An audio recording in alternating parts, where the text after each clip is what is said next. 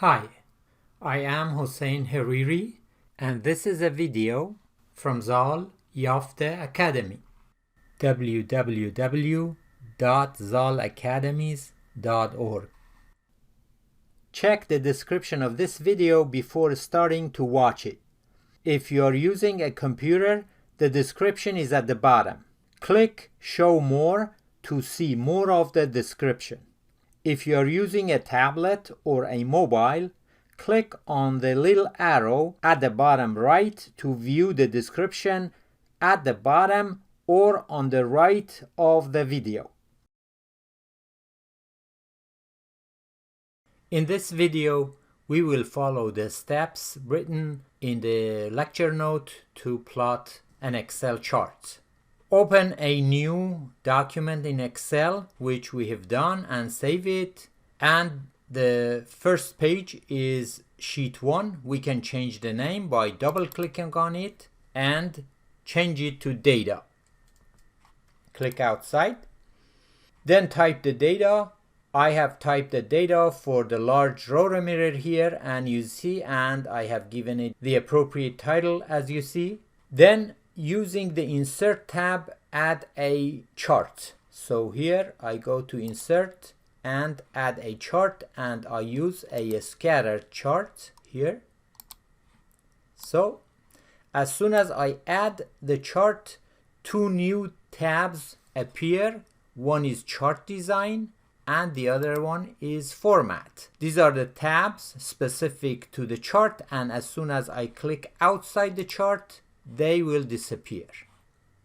Now using this Chart Design tab, so let me click on the chart again, and using the Chart Design tab, it asks me to select appropriate X and Y data series. So I go to Select Data, I add data, and in the Add Data, I am going to click on the X axis and use the rotor mirror reading as my X axis. Click on here, and then Y, I click on the actual GPM for my Y and click it here and OK. So, and OK it here, I have the data there. I would like to have more space, so I can move this chart to a new page. I click on Move Chart and I say move it to a new page. As soon as I click, this chart is moved to a new page, and I can give it any name I like. So let's double click on it and call it Calibration. Click outside.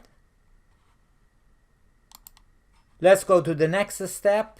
It says Add Chart Element. Let's go here, and if I click on the chart, I can use Chart Design, and in here I can add chart element, chart title, and I can add title to X axis, which is primary horizontal and primary vertical, and write whatever appropriate title for these axes. Let's move to the next steps. Here it asks me to add grid line. I can again go to Chart Design and add chart element. I can use grid lines. Here I can change the grid line to horizontal lines on the y-axis, for example.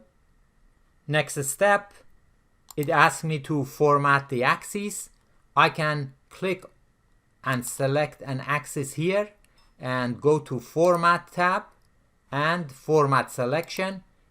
It gives me the option of choosing the scale on the axis as you see, and if I scroll down, I can add tick marks on major axis, minor axis here, and also here if I click, I can actually format the numbers. Here I can format it as number with as many decimal places that I would like to have.